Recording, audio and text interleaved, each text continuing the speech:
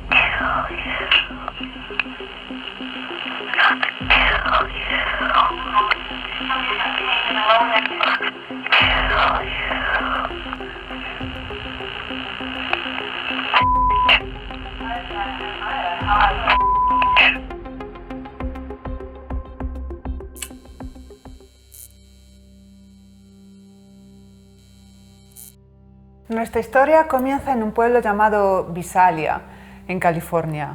Es un pueblo tranquilo, donde los vecinos confían unos en los otros, donde las puertas no se cierran y las ventanas se dejan abiertas por la noche. Es un sitio en el que se respira tranquilidad, aunque en 1973 esta tranquilidad empezaba a resquebrajarse. En los últimos meses se habían sucedido una serie de allanamientos que en realidad no tenían demasiadas consecuencias y por eso la gente tampoco estaba demasiado preocupada al respecto. Alguien estaba entrando en las casas y las revolvía. Normalmente abría los cajones, revolvía las cosas, cambiaba cosas de sitio, pero no se llevaba nada de valor, simplemente se llevaba objetos con cierto valor sentimental, como podían ser fotos familiares o alguna joya específica como las alianzas o a lo mejor un gemelo de un par de gemelos, cosas así, que parecía más que nada que por molestar más que por el hecho de robar. A veces estas fotos las robaba, las fotos familiares, y otras veces simplemente las rompía y las volvía a dejar en su sitio, las volvía a colocar en su marco, las dejaba encima de la mesa donde fuese. Y lo curioso es que nunca se llevaba dinero ni objetos de valor real, aunque los encontrase encima de una mesa, encima de la encimera de la cocina, nunca se llevaba nada, por lo cual parece que lo que buscaba simplemente era causar miedo en la gente que vivía en esta casa. Cuando las familias volvían a casa, se encontraban con un paisaje bastante desolador, daba bastante miedito.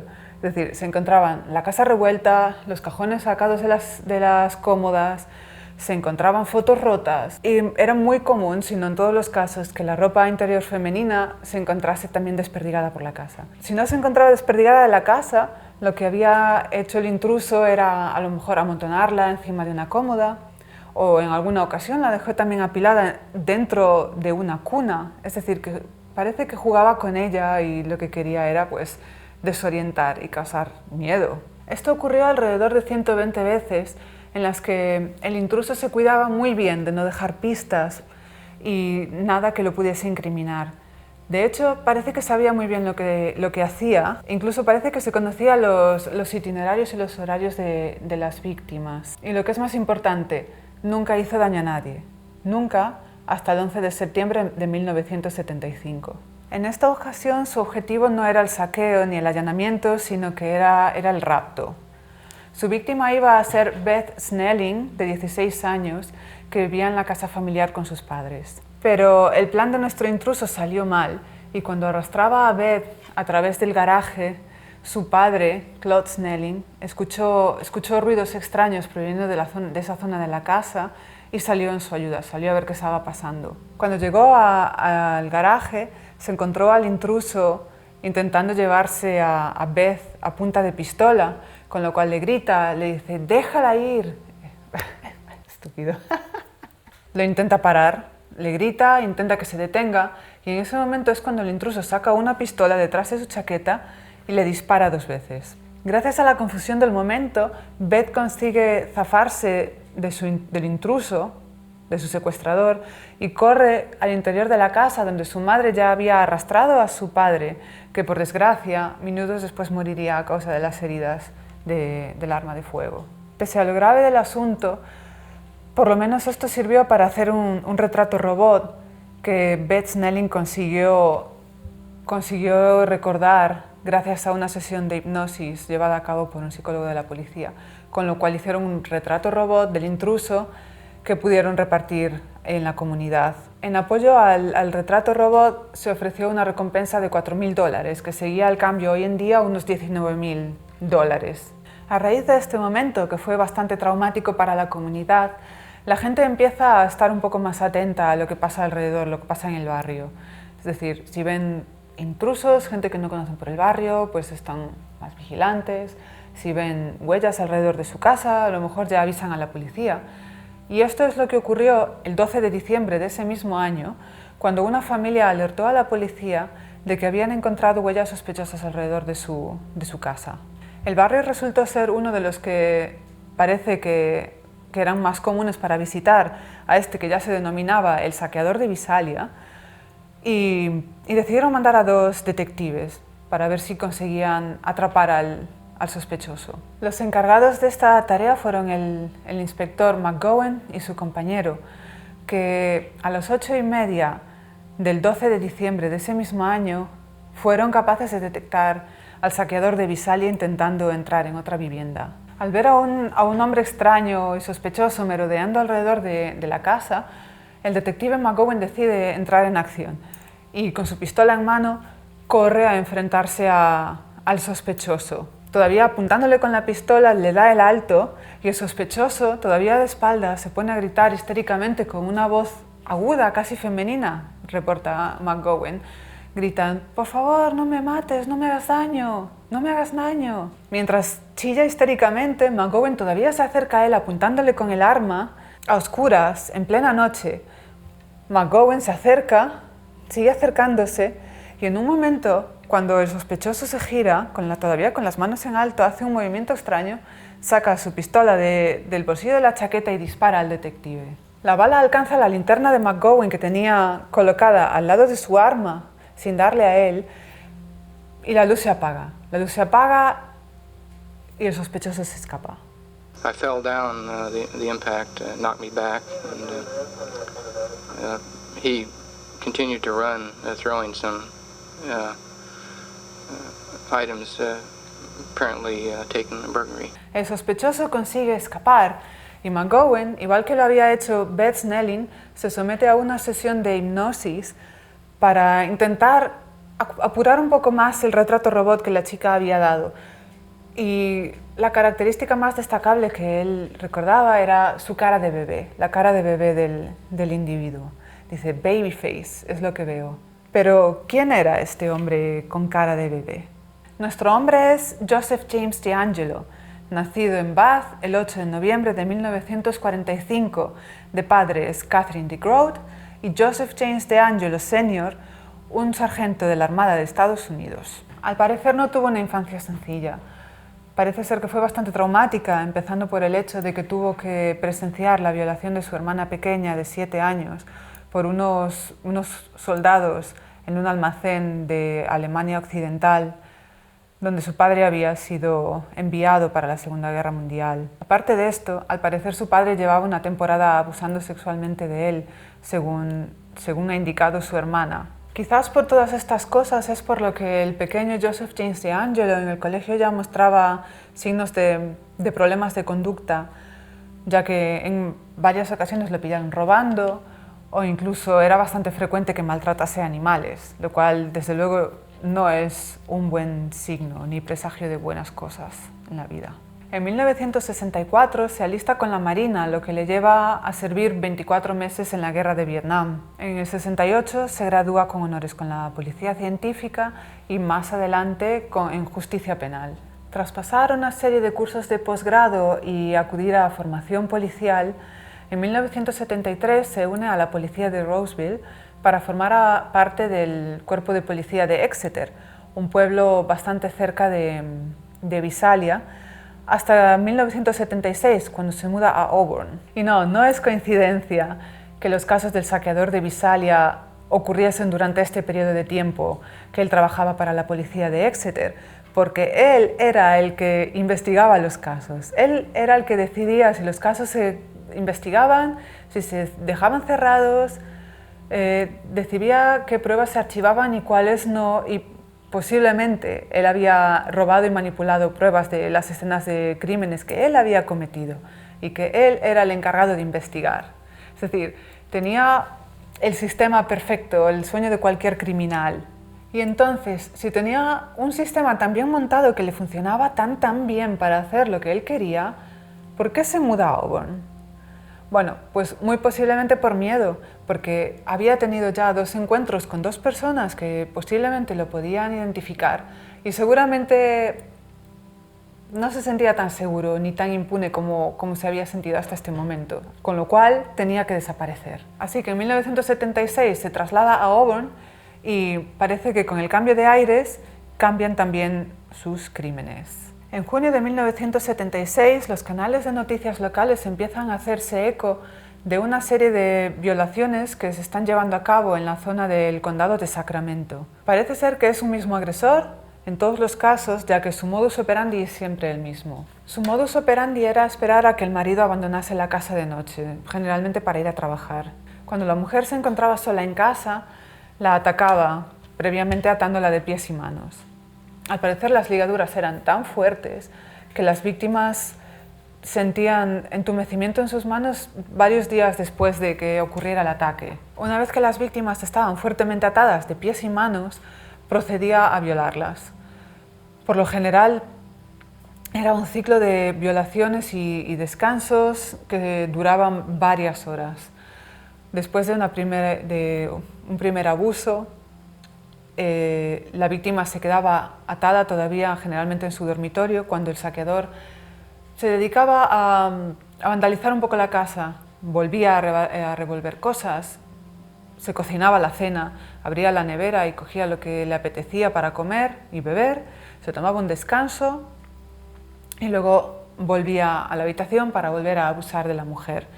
Y este ciclo podía repetirse unas cuantas veces a lo largo de varias horas de terror y angustia para la mujer, que generalmente se quedaba realmente traumatizada después de estos eventos. Los ataques se sumaron en el condado de Sacramento entre junio de 1976 y 1979, haciendo solo un inciso para atacar en San Joaquín en septiembre de 1977. Was wearing some type of a mask or a hood. I was wearing shorts and a t-shirt. He apparently was in the residence for approximately 45 minutes. We don't know how he gained entry. She was bound. He raped her.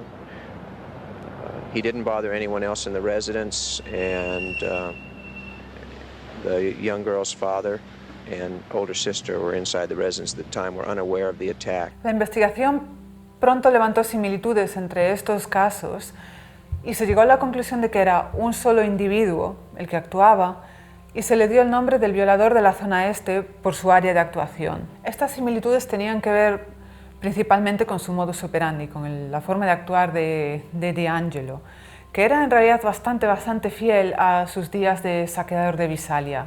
Escogía casas en zonas residenciales con vías de acceso y de huida bastante fáciles para él, como podían ser casas cerca de iglesias, donde había alguna plaza por la que se pudiese escapar y no fuese fácil que alguien saliese a su encuentro, o lo mismo con escuelas o zonas por el estilo. Se cree que telefoneaba con antelación a sus víctimas para conocer sus hábitos, para saber a qué horas estaban en casa, a qué horas no, y preparar un poco su visita posterior. Pero esto no era lo único que hacía para prepararse.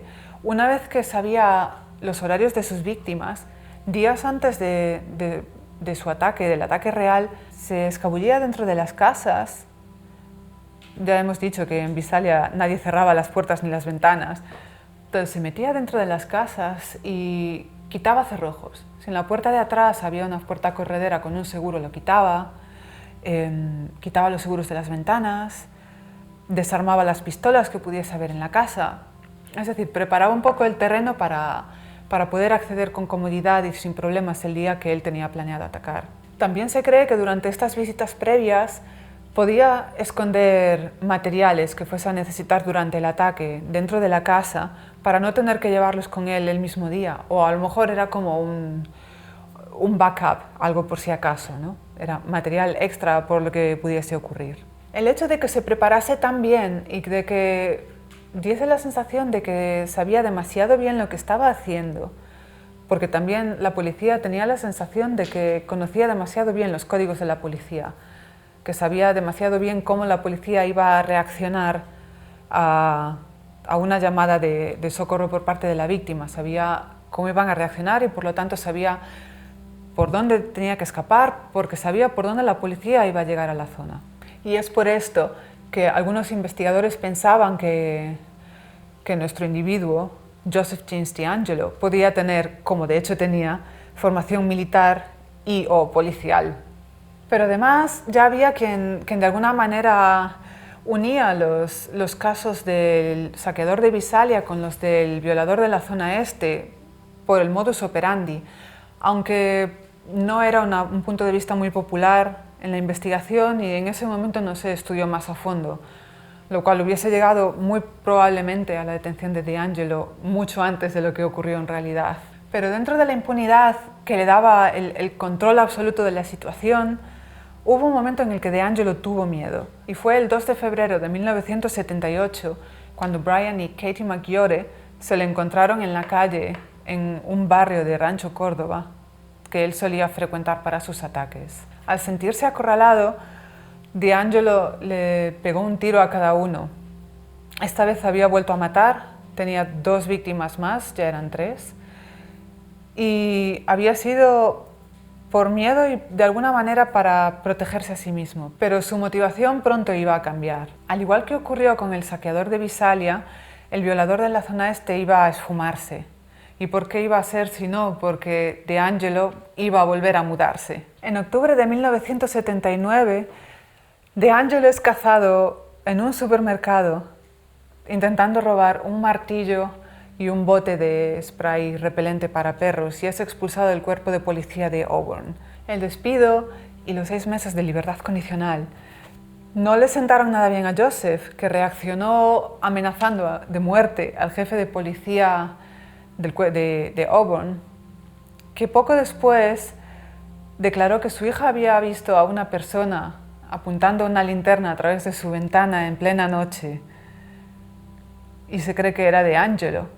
Se cree que era él, pero no se tomaron medidas, no se siguió esta pista, porque si se hubiese hecho, seguramente hubiesen conectado directamente a DeAngelo con sus amenazas de muerte y sus visitas nocturnas a la ventana de la casa del jefe de policía con las violaciones de la zona este y con los saqueos de Visalia, pero no se hizo nada.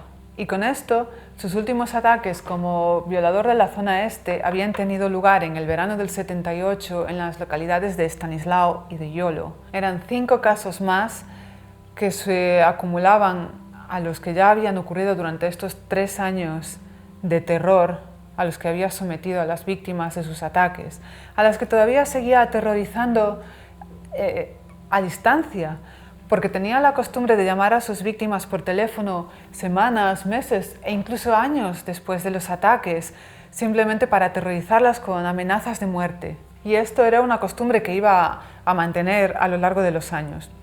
Pero ahora era momento de cambiar de aires otra vez. En octubre de 1979 empieza una nueva oleada de crímenes, esta vez en el sur de California y de naturaleza todavía más violenta. Joseph DeAngelo se había mudado a la zona con su esposa Sharon, con la que se había casado en 1973 y la cual había compartido, sin saberlo, toda su carrera criminal hasta aquel momento. Suponemos que sin saberlo. Sus 2 primeros ataques en esta nueva etapa tienen lugar en la localidad de Goleta, aunque esta vez ya no se centra en mujeres solas. Ahora busca parejas. El día 1 de octubre de 1979 es el día escogido por DeAngelo para atacar a su primera pareja de víctimas en la localidad de Goleta, como hemos dicho. Sin embargo, sus planes no salen bien, ya que tras entrar en la casa en plena noche e intentar atar a la pareja e intentar hacer lo que venía a hacer, uno de sus vecinos, que resultó ser agente del FBI, es alertado por los gritos de la pareja y acude en su ayuda, lo que hace que DeAngelo tenga que abandonar la casa, consiga escapar, pero la pareja escape también. Por desgracia, la segunda pareja de víctimas no iba a tener la misma suerte. Robert Offerman y Alexandra Manning se encuentran en su casa el 30 de diciembre, cuando en plena noche la luz de una linterna los despierta. Al abrir los ojos se encuentran un hombre que los apunta con una pistola y con una linterna. Entonces es cuando le ordena a Alexandra que ate a Robert para después atarla a ella. A continuación, cuando los dos están fuertemente atados con el mismo tipo de ligaduras que él había utilizado con sus víctimas de violaciones, como el violador de la zona este, tumba a Robert sobre su estómago encima de la cama y coloca una pila de platos sobre su espalda, diciéndole: «Si escucho el más mínimo tintineo, os mato». Entonces se lleva a Alexandra al salón, todavía atada de pies y manos, y es allí donde la viola, con el mismo ciclo que había tenido cuando actuaba como el violador de la zona este. La atacaba, se iba a descansar un rato, a atacar la nevera, se sentaba en el salón, revolvía un poco la casa, comía, volvía a atacarla, volvía a hacer lo mismo, y esto se presume que lo hacía durante varias horas, igual que en los casos anteriores. Cuando consideró que ya había terminado todo lo que había venido a hacer, cuando ya se cansó, es cuando mató a Alexandra y a Robert a golpes en su propia casa. Habrían de pasar 3 meses y medio hasta que DeAngelo volviese a atacar. En todo el año 1980, DeAngelo va a atacar 2 veces. Una, el 13 de marzo en Ventura, y otra el 19 de agosto en Dana Point. Sus víctimas fueron, en el primer caso, Charlene y Lyman Smith, y en el segundo, Keith Elley y Patrice Briscoe Harrington.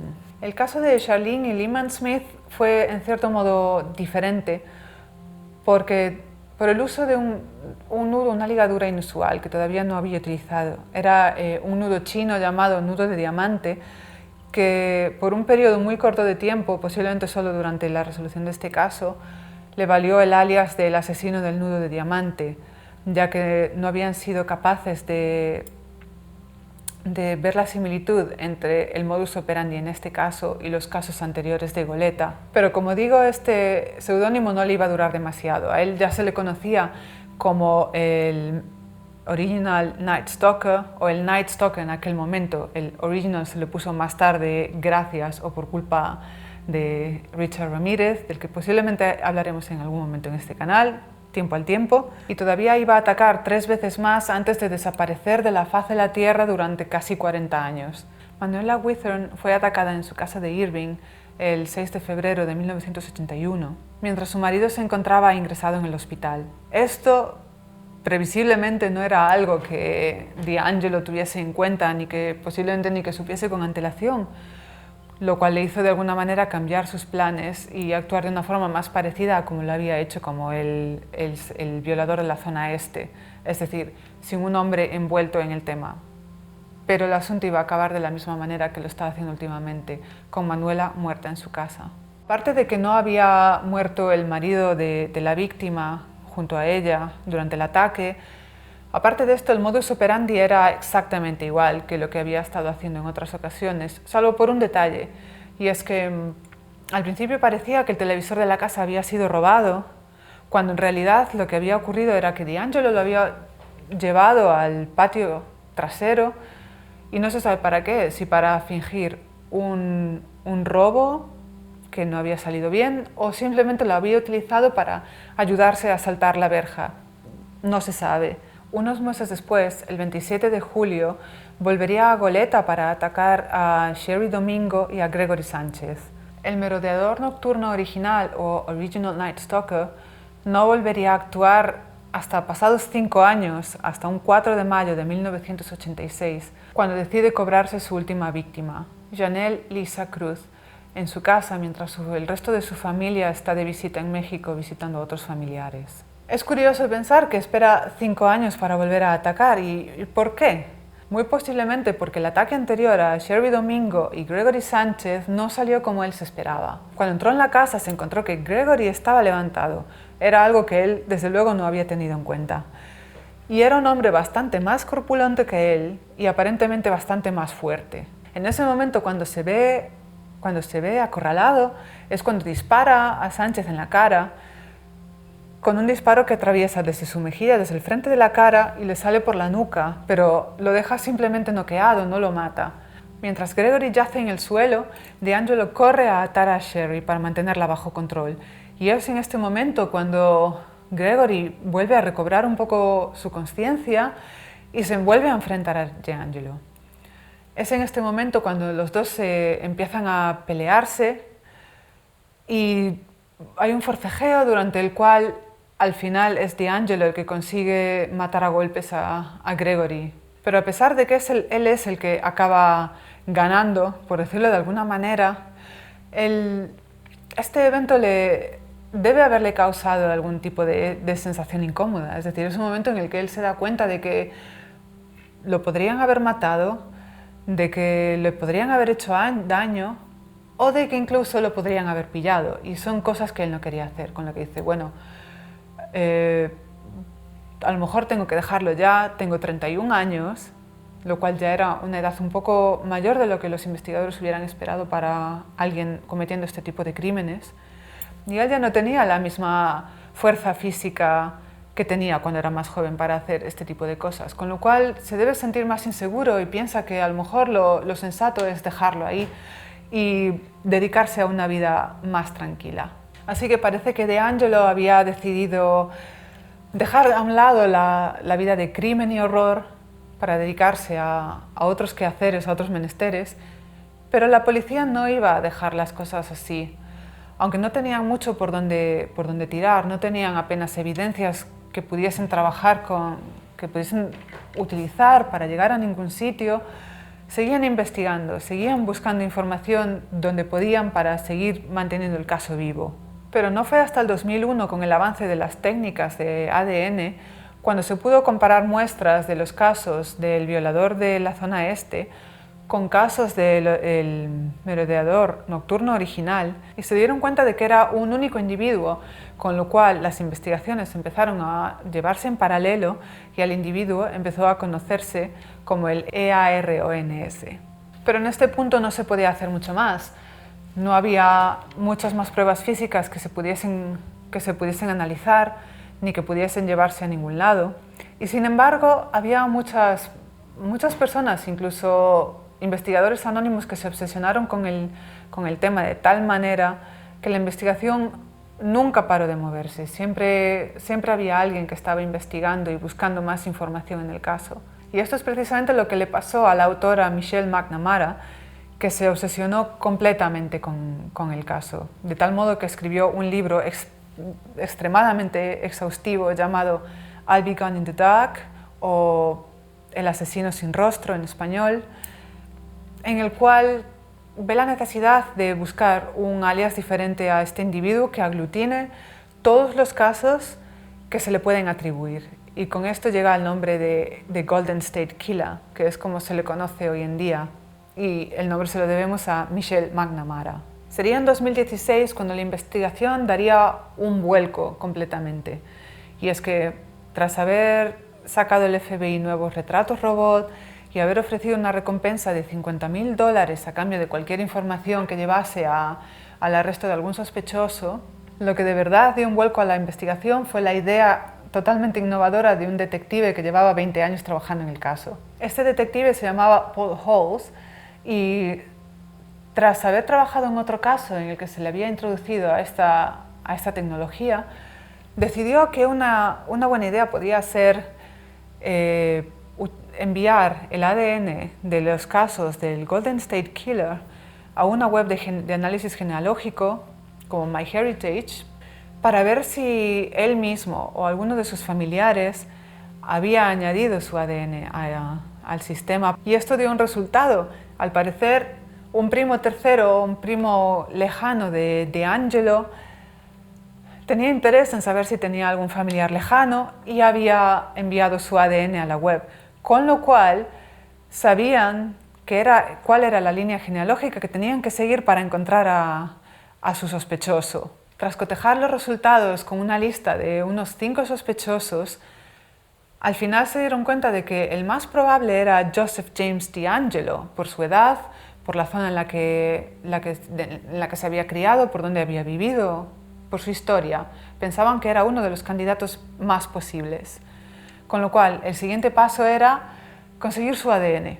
Pero se daban cuenta de que siendo un candidato tan bueno para ser el criminal que estaban buscando, no podían llamar a su puerta y decirle: señor DeAngelo, ¿puede usted darnos un bastoncito con su saliva, por favor? Porque sabían que si DeAngelo sospechaba lo más mínimo que estaban tras su pista, se iba a esfumar, iba a desaparecer y no lo iban a encontrar nunca más, dejando su caso abierto para siempre.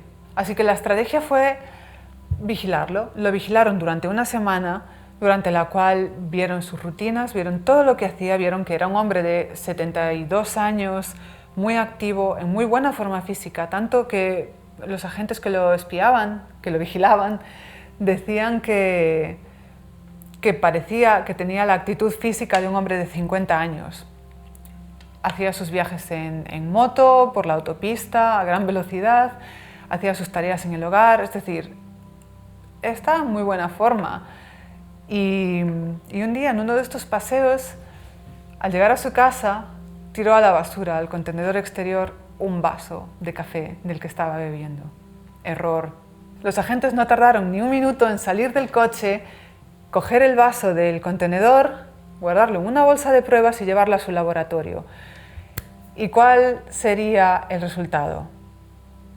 Tenían a su hombre. Joseph James DeAngelo era el Golden State Killer, sin lugar a dudas. Y así, el 24 de abril de 2018, Joseph James DeAngelo fue arrestado en su casa de Cypress Hills a los 72 años de edad, acusado de 8 cargos de asesinato en primer grado con circunstancias agravantes, a los que el día 10 de mayo se le sumarían 4 casos más de asesinato en primer grado. En 2019 fue acusado formalmente de 13 cargos de asesinato en primer grado y 13 cargos de secuestro. No pudo ser juzgado ni por los robos ni por las violaciones por culpa del Estatuto de Limitaciones del Estado de California. Durante una de sus comparecencias y a modo de confesión, declaró que todo lo que había hecho lo había hecho porque Jerry, su alter ego, le obligaba a hacerlo, que en realidad él no tenía ningún tipo de potestad sobre sus actos. Obviamente esto no se lo creyó nadie y el 29 de junio se declaró culpable de 13 cargos de asesinato en primer grado y 13 cargos de secuestro para evitar la pena de muerte. El 21 de agosto de 2020 fue condenado a 11 cadenas perpetuas sin posibilidad de revisión. Actualmente cumple condena en la North Kern Prison de California. Bueno, y este es nuestro caso de hoy. Decidme qué os parece en los comentarios. ¿Qué creéis? ¿Que DeAngelo podía ser pillado antes? ¿Que la policía no hizo todo lo que tenía que hacer? ¿Que simplemente era demasiado inteligente? ¿Qué pasó aquí? ¿Cómo puede ser que se tardasen 40 años en resolver el caso? Y eso te hace pensar también, ¿cuánta gente habrá que comete crímenes y nunca se los pilla porque lo hacen demasiado bien o porque la policía no hace su trabajo correctamente? Te da que pensar. En fin, decidme qué os parece. Muchas gracias por quedaros hasta el final, si os habéis quedado conmigo hasta el final. Y espero veros en el próximo vídeo. Adiós.